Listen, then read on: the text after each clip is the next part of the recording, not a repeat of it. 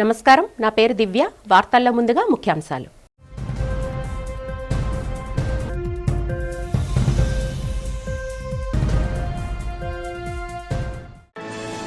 శాసనసభలో వచ్చే ఆర్థిక సంవత్సర బడ్జెట్ను ప్రవేశపెట్టిన రాష్ట్ర ఆర్థిక మంత్రి పయ్యావుల కేశవ్ ఈ బడ్జెట్తో విధ్వంసం నుంచి వికాసం వైపు రాష్ట్రం పరుగులు తీస్తుందని వెల్లడి.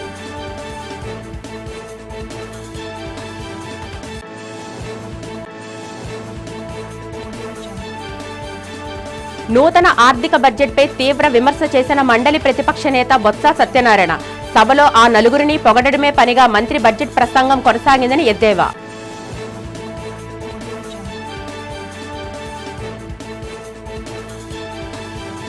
మధురవాడ వేదికగా అట్టహాసంగా ప్రారంభమైన national travel mart tour operators mega ఈవెంట్ను ప్రారంభించిన కీలక ప్రసంగం చేసిన మంత్రి దుర్గేష్.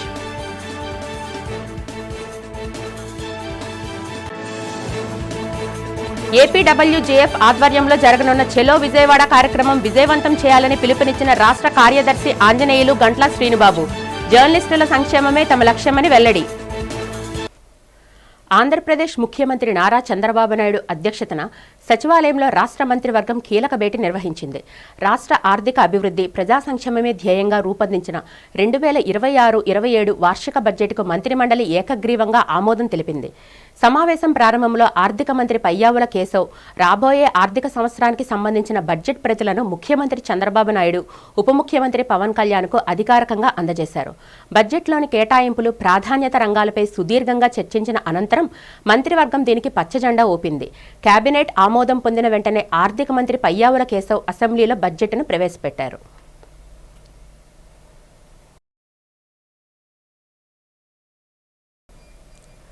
ఆంధ్రప్రదేశ్ రాష్ట్ర ఆర్థిక శాఖ మంత్రి పయ్యావుల కేశవ్ శనివారం అసెంబ్లీలో 2026-27 ఆర్థిక సంవత్సరానికి సంబంధించిన వార్షిక బడ్జెట్ను ప్రవేశపెట్టారు.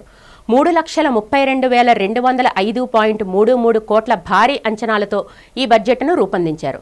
విధ్వంసం నుంచి వికాసం వైపు రాష్ట్రాన్ని నడిపించడమే తమ లక్ష్యమని మంత్రి ఈ సందర్భంగా సభలో స్పష్టం చేశారు. రాష్ట్ర రాజధాని అమరావతి అభివృద్ధికి ఈ బడ్జెట్లో 6,000 కోట్లు కేటాయించడం విశేషం. మౌలిక సదుపాయాల కల్పనలో భాగంగా విద్యుత్ రంగానికి 13,934 కోట్లు, రోడ్లు, పోర్ట్లు, విమానాశ్రయాల అభివృద్ధికి 13,546 కోట్లు కేటాయించారు. పారిశ్రామిక అభివృద్ధి కోసం 3,161 కోట్లు కేటాయిస్తుందని నిర్ణయం తీసుకున్నారు. ఈ సందర్భంగా పయ్యావుల సభలో మాట్లాడుతూ కూటమి ప్రభుత్వం అధికారంలోకి వచ్చాక పెట్టుబడిదారులకు అనుకూల వాతావరణం కల్పించామని పేర్కొన్నారు. స్వర్ణాంధ్ర 2047 విజన్ డాక్యుమెంటేషన్కు అనుగుణంగా కొత్త విధానాల ద్వారా స్పీడ్ ఆఫ్ డూయింగ్ బిజినెస్ దిశగా అడుగులు వేస్తున్నామని ఆయన వెల్లడించారు.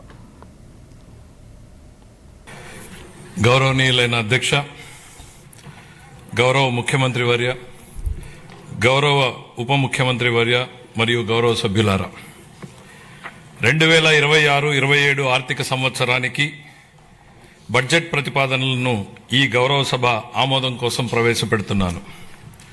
ఈ బడ్జెట్ ఒట్టి జమా ఖర్చుల లెక్క మాత్రమే కాదు, 5 కోట్ల రాష్ట్ర ప్రజల ఆశలు, ఆకాంక్షలను నెరవేర్చేందుకు ఉద్దేశించిన రోడ్ మ్యాప్ ఇది. వరుసగా 3వసారి బడ్జెట్ సమర్పించడం నాకు దక్కిన అపూర్వమైన గౌరవం. ఈ అవకాశం ఇచ్చిన ముఖ్యమంత్రి చంద్రబాబు నాయుడు గారికి సర్వదా కృతజ్ఞుడిని. మా దృష్టిలో బడ్జెట్ అంటే కేవలం పద్దుల ప్రకటన కాదు, ఇది అంకెలకు అతీతం. రాష్ట్ర అభివృద్ధి, ప్రజా సంక్షేమాల్ని జోడెద్దుల బండిలా పరుగులు పెట్టించాలన్న మా దృఢ సంకల్పాన్ని బలంగా చాటి చెప్పే ఒక ప్రకటన. ఈ బడ్జెట్ సాగునీటి కోసం ఎదురుచూసే రాయలసీమ రైతుల కలల్ని సాకారం చేసేది, అవకాశాల కోసం ఎదురుచూస్తున్న శ్రీకాకుళం జిల్లాలోని యువ పట్టభద్రులకు గుండె నిబ్బరాన్నిచ్చేది, భవిష్యత్తుపై కొండంత ఆశతో కుటుంబాన్ని నడిపిస్తున్న నెల్లూరు గృహిణికి భరోసానిచ్చేది, కోస్తాలోని మహిళా పారిశ్రామికవేత్తలతో స్ఫూర్తిని నింపేది. కూటమి ప్రభుత్వం ప్రవేశపెట్టిన బడ్జెట్ ప్రజలను మోసం చేసేలా ఉందని శాసన మండలి విపక్ష నేత బొత్స సత్యనారాయణ మండిపడ్డారు. అసెంబ్లీ మీడియా పాయింట్ వద్ద ఆయన మాట్లాడుతూ బడ్జెట్పై తీవ్ర విమర్శలు గుప్పించారు. బడ్జెట్ ప్రసంగంలో మొదటి 8 పేజీలు చంద్రబాబు, మోదీ, పవన్, లోకేష్లను పొగుడుకోవడానికి సరిపోయిందని, గత ప్రభుత్వాన్ని విమర్శించడమే పనిగా పెట్టుకున్నారని దుయ్యబట్టారు. గత వైసీపీ ప్రభుత్వంలో 0 వడ్డీ రుణాలు టంచన్గా ఇచ్చామని, ఈ బడ్జెట్లో ఆ ఊసే లేదని ధ్వజమెత్తారు. రైతులకు మద్దతు ధర గురించి ఎక్కడా ప్రస్తావించలేదని, కౌలు రైతులకు జరిగిన నష్టపరిహారంపై స్పష్టత లేదని విమర్శించారు. తాము 3.20 లక్షల కోట్లు మాత్రమే అప్పు చేస్తే 9 లక్షల కోట్లు అని తప్పుడు ప్రచారం చేస్తున్నారని ఆగ్రహం వ్యక్తం చేశారు. ఈ బడ్జెట్ వల్ల ఏ వర్గానికి ఉపయోగం లేదని, దీనిపై రాబోయే రోజుల్లో పోరాటం చేస్తామని, మండలిలో ప్రభుత్వాన్ని చొక్కా పట్టుకుని మరీ నిలదీస్తామని బొత్స హెచ్చరించారు. ఆత్మస్థుతి పరనంద అంటే వాళ్ళు పొగుడుకోవడం, మా అబ్బాయి గత ప్రభుత్వం అని చెప్పి మా మీద వచ్చి నిందలు. ఈ ప్రభుత్వాన్ని ఎందుకు ఇచ్చారు? గత ప్రభుత్వం మంచి చేసిన పక్క పెట్టి నువ్వు ఉద్ధరిస్తావని కదా, మీరు ఉద్ధరిస్తారని కదా మీకు అధికారం ఇచ్చారు అని చూస్తే ఒక 100 సార్లు వచ్చి చంద్రబాబు నాయుడు గారి పేరు, ఒక 75-80 సార్లు వచ్చి లోకేష్ గారి పేరు, ఒక 50 సార్లు వచ్చి నరేంద్ర మోడీ గారి పేరు, ఒక 20 సార్లు వచ్చి పవన్ కళ్యాణ్ గారి పేరు. ఇదే అసలే ఏ సెక్షన్ కూడా రైతాంగానికి సంబంధించి బడ్జెట్ లాస్ట్ ఇయర్ ఎన్ని సమస్యలు వచ్చాయి, ఎంత ఇబ్బందులు వచ్చాయండి రాష్ట్రంలో. ఏ ఒక్కదానికి ఎంత మద్దతు ఇచ్చిన నేపథ్యం ఉందండి? పొగాకు కానీ, కోకోకు కానీ, మిర్చికి కానీ, మామిడికి కానీ, జొన్నలకు కానీ, ఎక్కడైనా సరే మార్కెట్ చేశారా? చేయలే. గొప్పగా చూపెడతారు, మేము వచ్చి 400 కోట్లతో చేశామని చెప్పి. కేంద్ర కమ్యూనికేషన్స్ మంత్రి జ్యోతిరాదిత్య సింధియా ఈ నెల 22న గుంటూరు జిల్లాకు రానున్నారని కేంద్ర గ్రామీణాభివృద్ధి శాఖ సహాయ మంత్రి డాక్టర్ పెమ్మసాని చంద్రశేఖర్ తెలిపారు. గుంటూరు జిల్లా చేబ్రోలు మండలంలోని నారా కోడూరులో పైలట్ ప్రాజెక్టు కింద నిర్మించిన సమృద్ధి గ్రామ్ ఫిజికల్ సర్వీసెస్ సెంటర్ను ప్రారంభించనున్నారని చెప్పారు. ఈ సందర్భంగా ఆయన మీడియా ప్రతినిధులతో మాట్లాడుతూ దేశవ్యాప్తంగా 3 ప్రాజెక్టుల్లో ఇది ఒకటి కాగా మిగిలినవి మధ్యప్రదేశ్, ఉత్తరప్రదేశ్లో మంజూరయ్యాయని అన్నారు. భారత్ నెట్ మౌలిక సదుపాయాలను వినియోగిస్తూ గ్రామీణ భారతాన్ని భౌతిక, డిజిటల్ సేవల సమన్వయంతో అభివృద్ధి చేయాలనే లక్ష్యంతో కమ్యూనికేషన్స్ మంత్రిత్వ శాఖ ఈ సర్వీసెస్ పైలట్ ప్రాజెక్టును అమలు చేస్తున్నట్లు తెలిపారు. భారత్ నెట్ కనెక్టివిటీ ద్వారా అవసరమైన సేవలను సులభంగా, స్థిరంగా అందించడంతో గ్రామీణ ప్రజలు డిజిటల్ పరివర్తన ప్రయోజనాలను పొందేలా చేయడం ప్రాజెక్టు ఉద్దేశమన్నారు. గ్రామీణ ప్రజలకు ఆరోగ్యం, వ్యవసాయం, నైపుణ్యాభివృద్ధి, ఈ-కామర్స్ వంటి పౌర సేవలను ఒకే కేంద్రంలో అందించడం జరుగుతుందని తెలిపారు.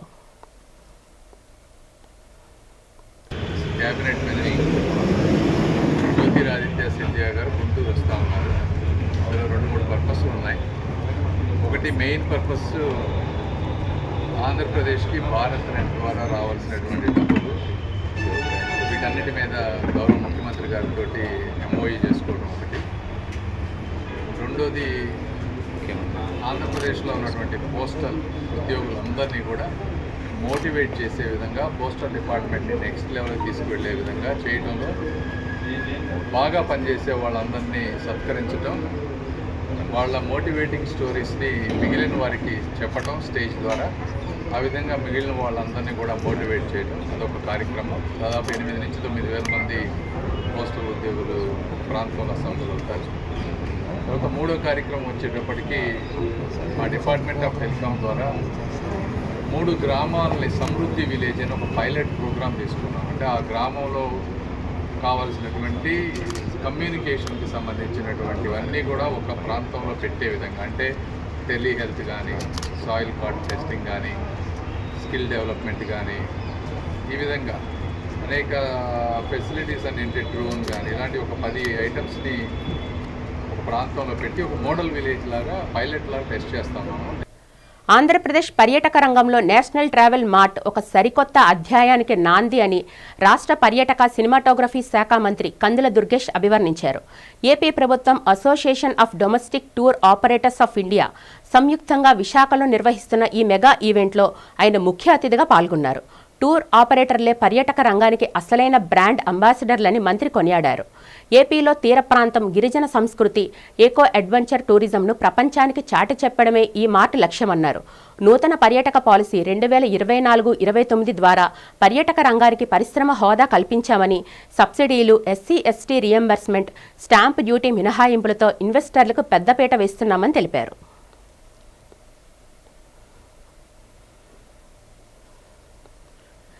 ఆంధ్రప్రదేశ్ రాష్ట్రంలో ఈ మధ్యకాలంలో పర్యాటక రంగంలో వస్తున్నటువంటి వినూత్నమైనటువంటి మార్పులు కానీ, అభివృద్ధి కానీ, ఒక్కొక్కటిగా రాష్ట్రాన్ని ప్రపంచ పర్యాటక గమ్యస్థానంగా చేర్చే విధంగా కార్యక్రమాలు నడుస్తూ ఉన్నాయి.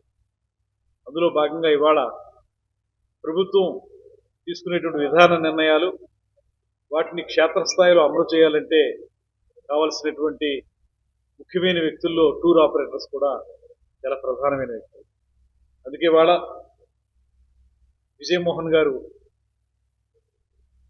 దీని టూర్ ఆపరేటర్స్ సంబంధించినటువంటి ఒక పెద్ద కార్యక్రమాన్ని, ఇది కేవలం ఆంధ్రప్రదేశ్కు మాత్రమే పరిమితం కాకుండా యావత్ భారతదేశానికి సంబంధించినటువంటి వారు, కొంతమంది మలేషియా లాంటి దేశాల నుంచి కూడా కొంతమంది వచ్చారు. వీరందరూ కలిసి ఇక్కడ 2 రోజుల ఈ వర్క్షాప్లో ఒక పక్కన ఆంధ్రప్రదేశ్లో టూరిజంని ఏ రకంగా అభివృద్ధి చేయాలి, అదేవిధంగా ఇక్కడ ఉన్నటువంటి ప్రధానమైనటువంటి సందర్శక క్షేత్రాలు ఏవైతే ఉన్నాయో వాటన్నింటిని కూడా ప్రపంచవ్యాప్తంగా తెలియజేయడం ఎలాగనేటువంటి దాని మీద చర్చ జరుగుతుంది. కొన్ని ప్రదేశాలను వారు చూడడం కూడా జరుగుతుంది. ఇవాళ ఆంధ్రప్రదేశ్ రాష్ట్ర ప్రభుత్వం, ముఖ్యమంత్రి చంద్రబాబు నాయుడు గారు, ఉప ముఖ్యమంత్రి పవన్ కళ్యాణ్ గారి నేతృత్వంలో మనకి కొత్త పాలసీని తీసుకురావడం, అదేవిధంగా టూరిజంకి పారిశ్రామిక హోదా కల్పించడం, ఇవన్నీ మనకు తెలిసిన అంశాలే. విశాఖలో జరగనున్న ఐఎఫ్ఆర్ నేపథ్యంలో పర్యావరణ పరిరక్షణలో భాగంగా నగర పోలీస్ కమిషనర్ శంఖభద్ర బాగ్చి వినూత్న కార్యక్రమానికి శ్రీకారం చుట్టారు. శనివారం ఉదయం బీచ్ పరిసర ప్రాంతాల్లో నిర్వహించిన క్లీనింగ్ డ్రైవ్లో ఆయన స్వయంగా పాల్గొని సిబ్బందిలో ఉత్సాహాన్ని నింపారు. పోలీస్ అధికారులతో కలిసి తీర ప్రాంతంలోని వ్యర్థాలను తొలగించారు. బీచ్ రోడ్డు పొడవునా పేరుకుపోయిన ప్లాస్టిక్ కవర్లు, గాజు ముక్కలు, లోహపు వ్యర్థాలు మరియు ఇతర చెత్తను సిపి స్వయంగా ఏరివేసి పారిశుద్ధ్య కార్మికులకు ఆదర్శంగా నిలిచారు. తీర ప్రాంతాల పరిశుభ్రత కేవలం అధికారుల బాధ్యత మాత్రమే కాదని, పర్యావరణంపై ప్రతి ఒక్కరికి అవగాహన ఉండాలని ఈ సందర్భంగా సిపి పేర్కొన్నారు. కేంద్ర ప్రభుత్వం పిలుపునిచ్చిన స్వచ్ఛత్ హీ సేవ వంటి జాతీయ కార్యక్రమాల్లో ప్రతి పౌరుడు భాగస్వామి కావాలని ఆయన కోరారు. పర్యాటక రంగాలను పరిశుభ్రంగా ఉంచుకోవడం మనందరి బాధ్యత. ఇలాంటి కార్యక్రమాలు పర్యావరణంపై ప్రజల్లో చైతన్యం నింపుతాయన్నారు. బాధ్యత గల పౌరులకు ప్రతిరోజు పర్యావరణ పరిరక్షణ దినోత్సవమని కాకినాడ జిల్లా అటవీశాఖ అధికారి ఎన్ రామచంద్రరావు పేర్కొన్నారు. శనివారం మధ్యాహ్నం అటవీశాఖ కార్యాలయంలో ఆదిత్య విద్యా సంస్థ, all is well, green climate team ఎన్జీఓల నేతృత్వంలో పర్యావరణ పరిరక్షణ దినోత్సవాల కాలమానిని జిల్లా అటవీశాఖ అధికారి ఆవిష్కరించిన తర్వాత మాట్లాడారు. ప్రతి ఒక్కరూ పర్యావరణ హితంగా జీవించాలని, లేకుంటే పెను నష్టం ఏర్పడుతుందని పేర్కొన్నారు. ఈ కాలమానిని వినియోగించి పర్యావరణ పరిరక్షణకు కృషి చేయాలని అన్నారు. పర్యావరణ పరిరక్షణ మనందరి బాధ్యతను వివరించారు. స్వచ్ఛాంధ్ర కార్పొరేషన్ డైరెక్టర్ నాగలక్ష్మి మాట్లాడుతూ ప్రకృతి వనరుల పరిరక్షణ కోసం ప్రతి ఒక్కరూ కృషి చేయాలని కోరారు. స్వచ్ఛాంధ్ర, స్వర్ణాంధ్ర కార్యక్రమాలు జయప్రదం చేయాలని కోరారు. ఈ కార్యక్రమంలో birdsmen K Mrutyunjaya Rao, all is well ప్రతినిధి Kishore, green climate team NGO వ్యవస్థాపక కార్యదర్శి జేవి రత్నం పాల్గొన్నారు.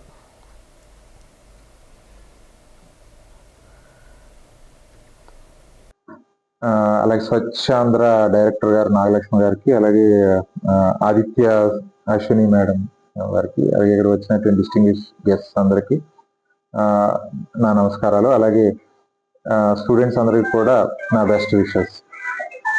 సో ఈరోజు మనం ఈ ఎన్వైరన్మెంటల్ క్యాలెండర్ ఇది లాంచ్ చేసుకున్నాము. ఇందులో ఏంటంటే డిఫరెంట్ ఎన్వైరన్మెంటలీ ఇంపార్టెంట్ డేస్ ఏవైతే ఉన్నాయో అవన్నీ కూడా ఈ క్యాలెండర్లో మెన్షన్ చేసి ఉన్నాయి. ఎప్పుడైనా ఆలోచించారా ఎందుకు మనకి ఈ డేస్ ఇంపార్టెంట్? ఒకరోజు స్పారో డే అంటున్నాము, ఒకరోజు వాటర్ డే అంటున్నాము, ఒకరోజు ఫారెస్ట్రీ డే అంటున్నాము. ఎప్పుడన్నా ఆలోచించారా ఎందుకు మనం ఒక డే కింద జరుపుకుంటాం? అంటే ఆ ఒక్కరోజే మనం దాని గురించి మాట్లాడాలా? ఆ ఒక్కరోజే అది ఇంపార్టెంటా? సో దీని ఉద్దేశం ఏంటంటే అట్లీస్ట్ ఆ ఒక్కరోజన్నా మనం అది చాలా ఇంపార్టెంట్ యాక్టివిటీ, దాని కన్జర్వేషన్ అన్నది దాని గురించి డిస్కస్ చేయాల్సింది. ఒకరోజన్నా కేటాయించుకుంటే ఆ ఒకరోజు చాలా డీటెయిల్గా డిస్కషన్స్, డిబేట్స్, ఓకే, అలాగే స్టూడెంట్స్ వరకు వచ్చేటప్పుడు దాని మీద క్విజ్ అని డిఫరెంట్ యాక్టివిటీస్ ఇన్వాల్వ్ అయితే అది మనందరికీ కూడా ఎక్కువ స్ప్రెడ్ అవుతుంది, రీచ్ ఉంటుంది అన్న ఉద్దేశంతో ఎన్వైరన్మెంటల్ డేస్ మనం సెలబ్రేట్ చేసుకుంటూ ఉంటాం. అసలు మనకి ఐడియా లేకుండా చాలా తప్పులు చేస్తున్నాం. మేము ఆల్రెడీ తెలుసుకుని మారాలనే ఉద్దేశంతో వచ్చాం. ఇక్కడికి వచ్చాక పెద్దవాళ్ళు చెప్పిన మాటలు కానీ అన్ని మార్పు వస్తే మన కాకినాడలో అన్ని ఒక నెక్స్ట్ జనరేషన్ మనమే కాబట్టి మనమే మారితే మన ఫ్యూచర్ జనరేషన్ బాగుంటుంది. అది వాళ్ళ ఉద్దేశం, వాళ్ళు మనకి ఇచ్చారు, మనం మారాలి. ఆల్రెడీ ఫారెస్ట్ యాక్టివిటీస్లో మేము ఉన్నాం కాబట్టి తెలుస్తుంది మాకు. అందరు స్టూడెంట్స్ లాగే మేము కాదు, కొద్దిగా స్పెషల్ మేము. ఈ స్పెషాలిటీని అందరికీ అందించాలి. ఈ రోజు సార్ అండ్ మేడం వాళ్ళు అందరూ ఇచ్చిన ఇన్ఫర్మేషన్ మాకు చాలా అర్థమైంది. అండ్ మేము పర్యావరణాన్ని కాపాడాలి అనుకుంటున్నాము. ఇంకా ఫారెస్ట్ యాక్టివిటీస్ లో కూడా మేము చాలా ఇన్వాల్వ్ అయ్యాము. ఆంధ్రప్రదేశ్లో 2005 నుంచి అత్యవసర సేవలు అందిస్తున్న 108 కాంట్రాక్టు సిబ్బంది ఎదుర్కొంటున్న సమస్యలను ప్రభుత్వం తక్షణమే పరిష్కరించాలని ఏపీ 108 కాంట్రాక్ట్ ఎంప్లాయీస్ యూనియన్ రాష్ట్ర అధ్యక్షుడు ఎం కిరణ్ కుమార్ డిమాండ్ చేశారు. శనివారం విశాఖలో ఏర్పాటు చేసిన విలేకరుల సమావేశంలో ఆయన మాట్లాడుతూ సిబ్బంది పట్ల ప్రభుత్వం మరియు యాజమాన్యాలు నిర్లక్ష్యంగా వ్యవహరిస్తున్నాయని మండిపడ్డారు. ప్రస్తుతం ఉన్న పనివేళలను సవరించి 8 గంటల పని విధానాన్ని తక్షణమే అమలు చేయాలన్నారు. 108 విభాగంలో ఉన్న చిక్కుముడులను విప్పేందుకు ప్రత్యేకంగా ఒక ఐఏఎస్ అధికారిని నియమించి సమస్యలు పరిష్కరించాలని డిమాండ్ చేశారు. ప్రధానంగా ఈరోజు ఆంధ్రప్రదేశ్ రాష్ట్రంలో ఏపీ 108 సర్వీసు రాష్ట్ర ప్రజలకు అందిస్తున్నటువంటి సేవలు, ఆ సేవలలో ఉద్యోగులు ఎదుర్కొంటున్నటువంటి సమస్యలు, అదేవిధంగా ప్రభుత్వానికి కొన్ని సూచనలు, గత 19 సంవత్సరాలుగా ఈ 2025 ఆగస్టు 5వ తారీఖుకి 20 సంవత్సరాలు పూర్తి చేసుకున్నటువంటి ఈ 108 సర్వీసు ఈ ఆంధ్ర రాష్ట్రంలో పురుడు పోసుకొని రాష్ట్రాలే కాకుండా దేశాలే కాకుండా ఖండాంతరాలు దాటి సర్వీసును అందిస్తూ ఉంది. ఇప్పటికే కొన్ని లక్షల మందికి ప్రాణాలు పోసినటువంటి సర్వీసుగా పేరు గడించింది. దీనికి వివిధ రకాల ఉన్నత స్థాయిలో ఉన్నటువంటి కేంద్ర ప్రభుత్వ అవార్డులు వచ్చాయి. కానీ 2005లో ఎవరైతే ఉద్యోగంలో జాయిన్ అయ్యి యుక్త వయసులో ఈ సర్వీస్ అందించి రాష్ట్ర ప్రజలు ప్రాణాలు పోయాలనేటటువంటి ఆలోచనతో ముందుకొచ్చినటువంటి యువతీ యువకులు ఈరోజు ముదుసల వయసులోకి 40 దాటిపోయినటువంటి పరిస్థితి ఉంది. ఉద్యోగులకి ఏదైతే రాష్ట్ర ప్రభుత్వం ప్రామిసెస్ ఇచ్చారో వాటన్నిటినీ నెరవేర్చమని ఈనాటి కార్యక్రమంలో చర్చించుకొని ఉత్తరాంధ్ర జిల్లాల యొక్క రీజనల్ సమావేశమే కాకుండా మరో రీజనల్ అయినటువంటి రాయలసీమ సమావేశాన్ని కూడా త్వరలోనే ఏర్పాటు చేయబోతూ ఉన్నాం. ఈ సమావేశంలో ఉద్యోగుల అన్ని జిల్లాలతో 6 జిల్లాలతో ప్రతి విషయాల్ని చర్చించి ఉద్యోగులకు సంబంధించినటువంటి ఆర్థికపరమైనటువంటి అంశాలు, సర్వీసుకు సంబంధించినటువంటి అంశాలు, భవిష్యత్తు కార్యాచరణ వీటన్నిటి మీద కూడా సుదీర్ఘంగా చర్చించిన తర్వాత ఈ చర్చలో ఈ సమావేశంలో తీసుకున్నటువంటి తీర్మానాలని ఇటు రాష్ట్ర ప్రభుత్వం వారికి మరియు భవ్య యాజమాన్యం వారికి కూడా అందించడం జరుగుతుంది. రాష్ట్ర వ్యాప్తంగా జర్నలిస్టులకు సంబంధించిన అపరిష్కృత సమస్యలు పరిష్కారం కోసమే చెలో విజయవాడ కార్యక్రమాన్ని నిర్వహించనున్నట్లు ఆంధ్రప్రదేశ్ వర్కింగ్ జర్నలిస్టుల ఫెడరేషన్ రాష్ట్ర ప్రధాన కార్యదర్శి జి ఆంజనేయులు, జాతీయ జర్నలిస్టుల సంఘం కార్యదర్శి, ఆంధ్రప్రదేశ్ వర్కింగ్ జర్నలిస్టుల ఫెడరేషన్ రాష్ట్ర కార్యదర్శి గంట్ల శ్రీనుబాబు, విశాఖ జిల్లా అధ్యక్షులు పి నారాయణలు తెలిపారు. శనివారం డాబా gardens Vizag journalist forum press క్లబ్లో ఏర్పాటు చేసిన పాత్రికేయుల సమావేశంలో వారు మాట్లాడుతూ ప్రభుత్వాలు మారుతున్న జర్నలిస్టుల సమస్యలు మాత్రం పరిష్కారం కావటం లేదన్నారు. గత 2 ప్రభుత్వాల హయాంలో కూడా ఇళ్ల స్థలాలు, ఇళ్ల కోసం దరఖాస్తులు స్వీకరించినప్పటికీ ఎటువంటి ప్రయోజనం లేకుండా పోయిందన్నారు. అలాగే జర్నలిస్టులు పిల్లలకు ఉచిత విద్యను అందించాలని, జర్నలిస్టులకు ఉచిత వైద్యం అందించాలని కోరుతున్నామన్నారు.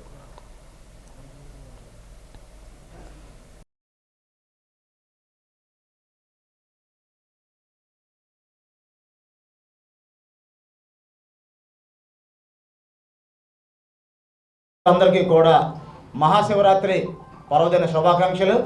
మరి ఆ పరమేశ్వరుడి ఆశీస్సులు అందరికీ ఉండాలని కోరుకుంటూ రాష్ట్రంలో అపరిష్కృతంగా ఉన్న పెండింగ్ జర్నలిస్టుల సమస్యల పరిష్కారం కోసం చెలో విజయవాడ కార్యక్రమాన్ని సంకల్పించాలని చెప్పి మా రాష్ట్ర ప్రధాన కార్యదర్శి జె ఆంజనేయులు గారు అన్ని జిల్లాల్లో కూడా సన్నాహక సమావేశాలు నిర్వహించుకుంటూ వస్తున్నారు. ఇందులో భాగంగానే తొలుత సెంటిమెంట్గా శ్రీకాకుళం నుంచి ఈ సమావేశాలన్నీ కూడా మేము ప్రారంభించడం జరిగింది. శ్రీకాకుళం, విజయనగరం, పార్వతీపురం, అల్లూరి జిల్లా, పాడేరు, అనకాపల్లి, తిరిగి విశాఖపట్నం చేరుకున్న తర్వాత ఈ నెల 18న రాష్ట్ర ఎక్కడేసిన సమావేశం ఉంది. చూసుకున్న తర్వాత మళ్ళీ రాయలసీమ జిల్లాలో పర్యటిస్తారు. మార్చి ఈ నెలాఖరికి కానీ మార్చి 7లోపు అసెంబ్లీ సమావేశాలు ముగిసేలోపు చెలో విజయవాడ కార్యక్రమం నిర్వహించడం, దాని వివరాలను ఆయన విపులంగా తెలియజేస్తారు. ఇక విశాఖపట్నం జిల్లా వరకు కూడా చూసుకుంటే మేము నిర్వహించిన సభ్యత్వ రెన్యువల్స్కి మంచి స్పందన లభించింది. సుమారు 600 మందికి పైగా వర్కింగ్ జర్నలిస్టులు మా యూనియన్లో సభ్యత్వాన్ని నమోదు చేసుకున్నారు. మేము ముందు నుంచి కూడా ఒకటే చెప్తున్నాం, ఇతర యూనియన్లలో సభ్యులుగా ఉన్నవారు మా యూనియన్లో సభ్యత్వం స్వీకరించాల్సిన అవసరం లేదు. ఎందుకంటే ఏదో ఒక యూనియన్కే పరిమితం కావాలని చెప్పాం. అయినప్పటికీ కూడా అందరూ ఆ నియమ నిబంధనలకు కట్టుబడి ఉంటామని చెప్పి దాదాపు 600 మందికి పైగా నమోదు చేసుకున్నారు. ఇంకా ఎవరైనా ఉంటే నమోదు చేసుకోవచ్చు. అలాగే ఆంధ్రప్రదేశ్ బ్రాడ్కాస్ట్ జర్నలిస్ట్ అసోసియేషన్ల సంయుక్త ఆధ్వర్యంలో చలో విజయవాడ కార్యక్రమాన్ని విజయవంతం చేయాలి అనే ఉద్దేశంతోనే అందులో భాగంగా ముందు ఉత్తరాంధ్ర జిల్లాల్లో పర్యటన చేశాం. దీనికి అద్భుతమైనటువంటి స్పందన వచ్చింది. 6 జిల్లాల్లో కూడా జర్నలిస్టులు మేము నిర్వహించిన సమావేశాల్లో పెద్ద సంఖ్యలో పాల్గొనడమే కాకుండా మేము హాజరవుతామని చెప్పారు. సమస్యల గురించి ఆల్రెడీ శ్రీనిబాబు గారు వివరించారు. దాని గురించి నేను ప్రత్యేకంగా చెప్పాల్సిన అవసరం లేదు. ఈవేళ మన పరిస్థితి చాలా దిగజారుతూ ఉన్నది. గతంతో పోలిస్తే మన వృత్తి చాలా కష్టంగా మారిపోయింది. ప్రభుత్వాలు లేకుంటే రాజకీయ పార్టీలు, అధికారులు ఈవేళ మనం చూస్తున్న వైఖరిలో అతిపెద్ద మార్పు కనిపిస్తూ ఉన్నది. మీరు గమనిస్తున్నారో లేదో. సోషల్ మీడియా వచ్చిన తర్వాత మనకి ఇంకా ప్రాధాన్యం పెరుగుతుంది అనే ఆలోచనలో ఉన్నాను నేను. కానీ సోషల్ మీడియా వచ్చిన తర్వాత మన మీడియాకు ప్రాధాన్యం తగ్గి ఇవాళ ప్రభుత్వాలు, రాజకీయ పార్టీలు కూడా సోషల్ మీడియాని ప్రమోట్ చేస్తున్నాయి తప్ప మన గురించి ఆలోచించడంలా. ఓబీసీలు దీర్ఘకాలికంగా ఎదుర్కొంటున్న సమస్యలను ప్రభుత్వం తక్షణమే పరిష్కరించాలని అఖిల భారత ఓబీసీ సంక్షేమ సంఘం జాతీయ అధ్యక్షుడు అంగిరేకుల వరప్రసాద్ డిమాండ్ చేశారు. శనివారం విశాఖపట్నంలో నిర్వహించిన సంఘం ముఖ్య సమావేశంలో ఆయన ముఖ్య అతిథిగా పాల్గొన్నారు. చట్టసభలలో ఓబీసీలకు ప్రత్యేక రిజర్వేషన్లు కల్పించాల్సిన అవసరం ఎంతైనా ఉందని ఆయన స్పష్టం చేశారు. ఓబీసీల సంక్షేమం కోసం కేంద్ర, రాష్ట్ర ప్రభుత్వాలు ప్రత్యేక మంత్రిత్వ శాఖలను ఏర్పాటు చేసి నిధులు కేటాయించాలని కోరారు. దశాబ్దాలుగా పెండింగ్లో ఉన్న సామాజిక, ఆర్థిక సమస్యలను ప్రభుత్వం సత్వరం పరిష్కరించాలని హితవు పలికారు. ఈ సమావేశం సందర్భంగా సంఘం నూతన కార్యవర్గాన్ని ప్రకటించారు. నూతనంగా ఎంపికైన ప్రతినిధులకు వరప్రసాద్ తన చేతుల మీదుగా నియామక పత్రాలను అందజేశారు. కొత్త కమిటీ ఓబీసీల హక్కుల సాధన కోసం క్షేత్రస్థాయిలో పోరాడాలని ఆయన పిలుపునిచ్చారు.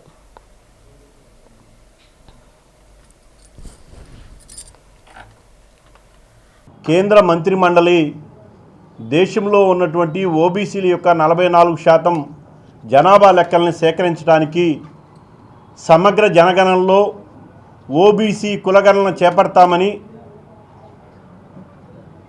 కేంద్ర మంత్రిమండలి తీసుకున్నటువంటి నిర్ణయాన్ని ఈ దేశంలో ఉన్నటువంటి 54% పైగా ఉన్నటువంటి ఓబీసీలందరూ కూడా సంతోషించారు.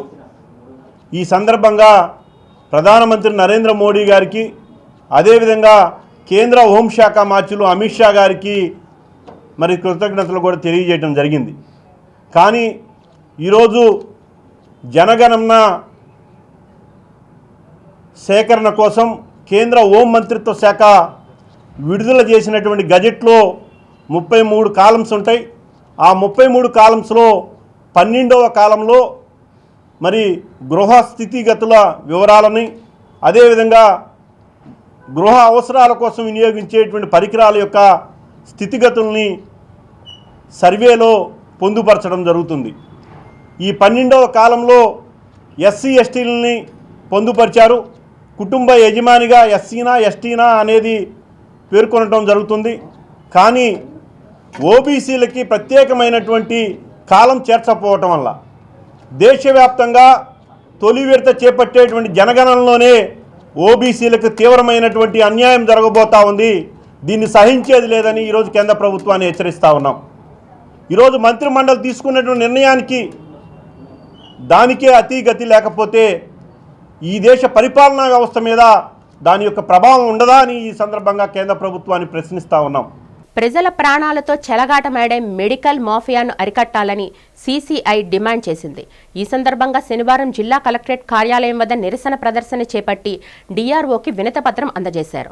అనంతరం సిపిఐ రాష్ట్ర సమితి సభ్యుడు ఎం పైడిరాజు, జిల్లా సహాయ కార్యదర్శి కె సత్యనారాయణ మీడియాతో మాట్లాడుతూ మెడికల్ మాఫియా ప్రజలు జీవించే హక్కుపై ప్రత్యక్షంగా దాడి చేసిందన్నారు. ప్రభుత్వ ఆసుపత్రుల్లో కనీస వసతులు కరువయ్యాయని, మందుల సరఫరాలో నిర్లక్ష్యం జరుగుతుందని ఆగ్రహం వ్యక్తం చేశారు. ప్రభుత్వ వైద్యం నిర్లక్ష్యానికి గురవుతుండటంతో ప్రైవేటు వైద్యశాలలు నగరంలో పుట్టగొడుగుల్లా నిర్మాణమవుతున్నాయని తెలిపారు. తీవ్రమైన అనారోగ్యం పాలైన వారికి అందించే వైద్యం విషయంలో ఫీజుల దోపిడీ లక్షల్లో ఉంటుందని, ప్రైవేటు ఆసుపత్రుల వైద్యం అంటేనే భయపడే పరిస్థితులు ఏర్పడ్డాయన్నారు. దీనికి నాణ్యత లేని బోగస్ మందులు విచ్చలవిడిగా మార్కెట్లో ప్రవేశిస్తున్నాయని, ఇది కేవలం వైద్య రంగ సమస్య మాత్రమే కాదని, ప్రజల ప్రాణాలపై జరుగుతున్న వ్యవస్థీకృత దోపిడీ అని సిపిఐ భావిస్తుందన్నారు. రాష్ట్రంలో పేద ప్రజానీకం మీద ప్రైవేట్ కార్పొరేట్ హాస్పిటల్స్ పరీక్షల పేరుతో, వైద్య పరీక్షల పేరుతో అనుమతులు లేని, లైసెన్సులు లేని ల్యాబ్లు, ధరలు వాటికి నచ్చిన ధరలు రేటు పెంచినటువంటి ఫార్మా కంపెనీలు మొత్తంగా 6 కోట్ల ఆంధ్రప్రదేశ్ ప్రజల మీద దాడి చేస్తున్నాయి. ఇది ఎంత అన్యాయం అంటే, అనారోగ్యంతో ఎవరైనా ఒక మనిషి ప్రైవేట్ కార్పొరేట్ హాస్పిటల్లో జాయిన్ అయితే ఇక ఆడి పని అయిపోయినట్టే. ల్యాబ్కి వైద్య పరీక్షల పేరు చెప్పి, స్కానింగ్ పేరు చెప్పి డాక్టర్లు, వైద్య పరీక్షల యజమానులు, కంపెనీల యజమానులు కుమ్మక్కై నిలువున ప్రజలను దోచుకు తింటున్నాయి.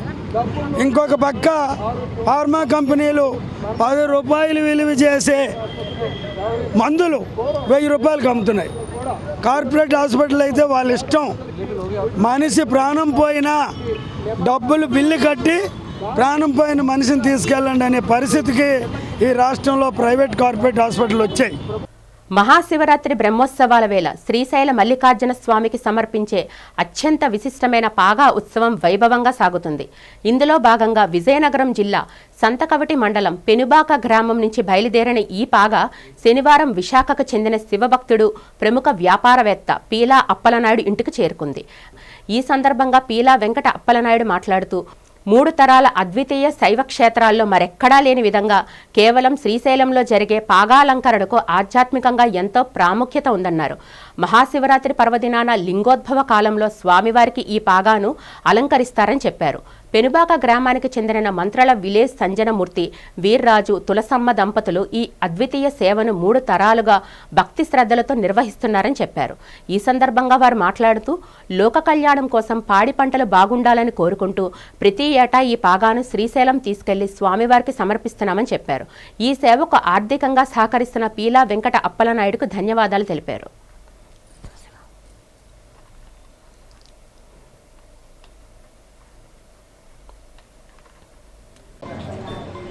అందరికీ నమస్కారం. ఓం నమః శివాయ. ప్రతి సంవత్సరం పెనుబాక గ్రామం, పక్క గ్రామాల నుంచి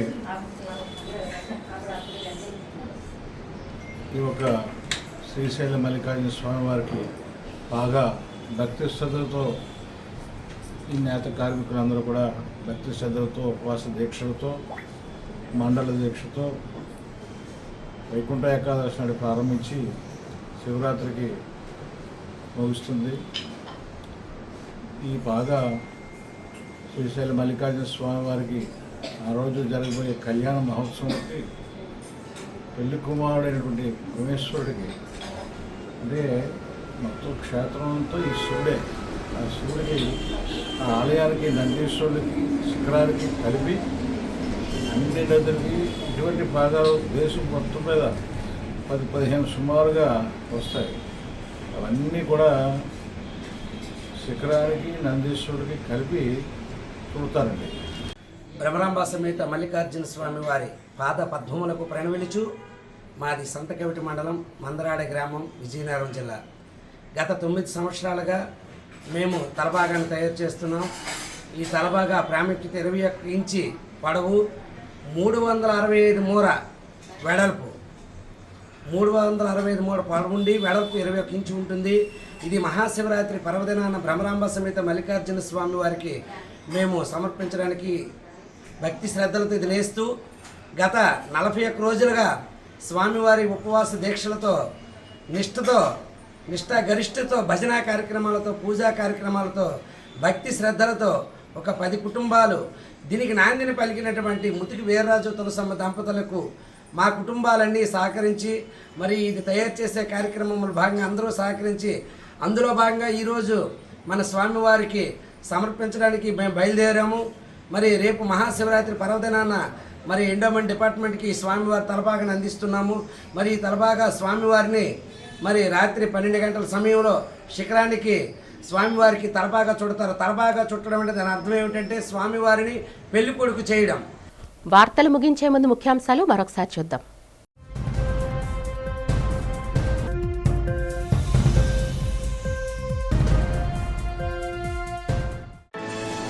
శాసనసభలో వచ్చే ఆర్థిక సంవత్సర బడ్జెట్ను ప్రవేశపెట్టిన రాష్ట్ర ఆర్థిక మంత్రి పయ్యావుల కేశవ్.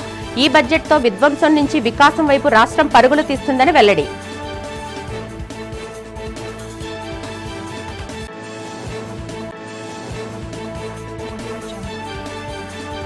నూతన ఆర్థిక బడ్జెట్పై తీవ్ర విమర్శ చేసిన మండలి ప్రతిపక్ష నేత బొత్స సత్యనారాయణ. సభలో ఆ నలుగురిని పొగడమే పనిగా మంత్రి బడ్జెట్ ప్రసంగం కొనసాగిందని ఎద్దేవా.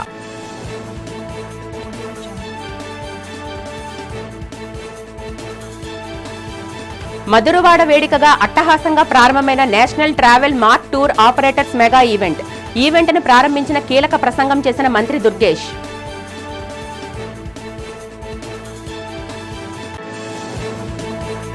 ఏపీడబ్ల్యూజేఎఫ్ ఆధ్వర్యంలో జరగనున్న చెలో విజయవాడ కార్యక్రమం విజయవంతం చేయాలని పిలుపునిచ్చిన రాష్ట్ర కార్యదర్శి ఆంజనేయులు గంట్ల శ్రీనుబాబు.